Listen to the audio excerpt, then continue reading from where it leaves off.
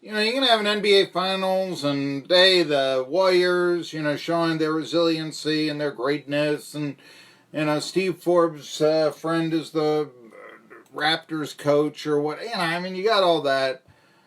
I know they say the ratings are down. I would, preface. You got to remember it's one market there, the NBA Finals. Although I do think that, I do believe that we're getting a little bit sick of some NBA things. Just the politics that they can. I've always said this. It's gotten to be such a political league, and it has become very uncomfortable. I think that conservative sports fans watch. If you are an NRA member, are you really going to say, yes, I am embracing this sports series where the Warriors coach Kerr is wearing a t-shirt against gun violence, making a political statement there that you may not agree with. Now, you see what happened, in Colonial Heights last year, you see what happened in Kingsport this past weekend. Again, I don't want to come out here and be a polarizing figure on my own show. I'm Marky, Billson, Tri-City Sports Now.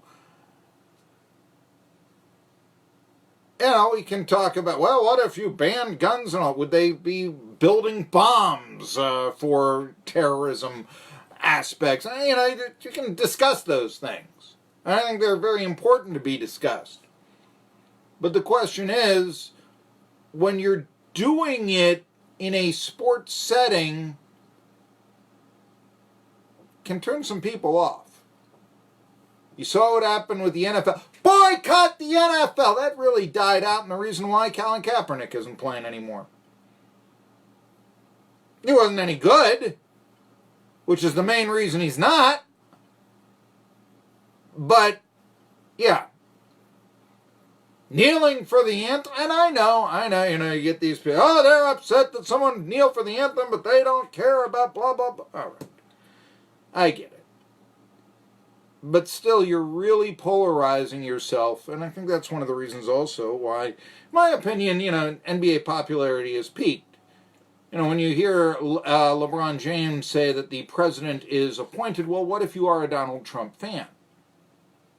You're probably not going to be a LeBron James fan. It's just that simple.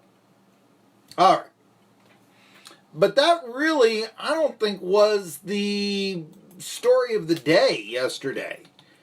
Certainly around here, I think that more people may have cared about the Bucks and Braves and what happened there. Because you had with the Pirates Braves game yesterday, well, there were some highlights, but none more in the first inning when Josh Donaldson was hit by a Josh Musgrave pitch, and the Braves third baseman is upset, and he pushes the Pirates catcher Diaz out of the way, and Musgrave then throws his glove and his hat down, saying, "You want some of me? Let's go." And what happens is both Donaldson and Musgraves get kicked out of the ballgame. Now, the idea was there that the umpiring crew was giving a tremendous advantage to the Pirates because you were kicking out their starter, and now you were going to force them to exhaust their bullpen and maybe call up some people, and not because the starting pitcher was taken out early. Now that, okay. On the other hand, he was started 16 pitches, and you can bring him back, a day later if you want. It's not, we've got this thing with modern day pitching where, my goodness, you can't have a long reliever anymore, let alone a complete game. So, this is still, though, I do applaud the umpires for handling it the way it was, because there wasn't a bench clearing brawl. Players did come out onto the field, and they, what's going on here? But you settled the circumstance the way it should look.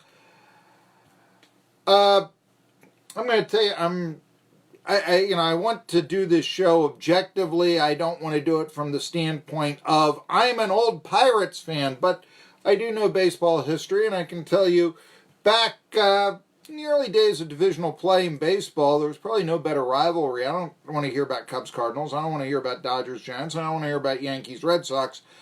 Bucks-Phillies.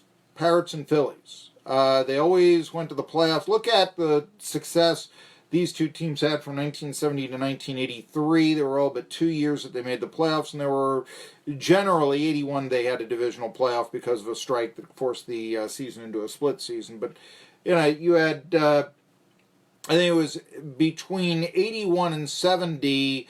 Pirates or Phillies made the playoffs, and there was only one spot. Well, there were two in 81, but there was only one spot, and they made the playoffs in those 12 years 11 times. And 12 out of 14. It's not bad. Especially when there's only one spot. So they ruled the division and all this. And there would always be, it was also, you had the inter-Commonwealth rivalry, if you will. And, there were big-time personalities there. The Pirates had a swagger and all this to them. And Philly is Philly, which is angry and all that. There were a lot of times where Bucks and Phillies resulted in a fight. I mean a bench-clearing brawl. That was generally, that happened a lot. And it happened in 1977 when Willie Stargell was having a great year, my idol, growing up. And he got hurt in one of those bench-clearing brawls. Stargell was having a good year, limited him to 63 games, and it was probably the reason why the Phillies won the division that year, because the Pirates did not have the top slugger of the 70s. Nobody hit more home runs in the 1970s than Willie Stargell. Okay, we're talking 70s baseball and all this. Point is, if they had stopped those brawls from occurring... Wait a minute here. Guy puts down his cap and his hat. Excuse me, his cap and his hat. His cap and his glove. Yeah, you're going to take that in? Goodbye. Josh Donaldson, you really think he's throwing at you intentionally? It's the first inning, for crying out loud. What? You're not wearing jewelry? That's not Steve Blass on the mound. And so, much to do about nothing, but umpiring crew taking advantage and stopping what could have been an even uglier situation. I'm much, think about this. Had umpires stepped in, and of course, it seems like old bench clearing brawl, throws your head, you throw the bat down, you charge the mound, that sort of thing. That's not what happened then. That's not what happened last night. But if you had had some warnings, if you had, yes, the umpires taking charge of the game and maybe preventing fights from occurring in the past, maybe Stargell doesn't get hurt. Maybe the Pirates won the division in 77 because they doesn't get hurt in a bench-clearing brawl with the Phillies. It is kind of intriguing how Bucks Braves, which once upon a time, early 90s, because they were meeting in division, and two exciting 7-game series won both times by the Braves and come from behind fashion. There was a sense of rivalry, Bucks and Braves, at least from the Pittsburgh standpoint, for several years, certainly those 2 years in the 90s, but I think even as the Bucks started to lose, Braves would come to town, oh yeah, those guys, I want to see that game. It'd pique your interest. There was, the great Russ Nixon robbing of an Andy Van Slyke home run where he ran from South Carolina to leap over the fence and rob him of a game-tying home run, that sort of thing. And there was a bit of, really good play, spirited play, that sort of thing in that era. You have had over the years, there have been, you teams that have been around as long as the Braves and the Pirates are going to have memorable games, their 19-inning game, start of the decade, that sort of thing that actually sent the Bucks into a tailspin after controversial call, ended the game in the 19th inning. Now you've got, after Steve Blass talked about Ron Acuna's jewelry, now you've got this. I don't know. say what you will, but having some rivalry come back seems to me good for baseball. It also seems good to baseball that it didn't break down into a hayrube with people getting hurt. And like I said, the Pirates lose their starting pitcher and all that.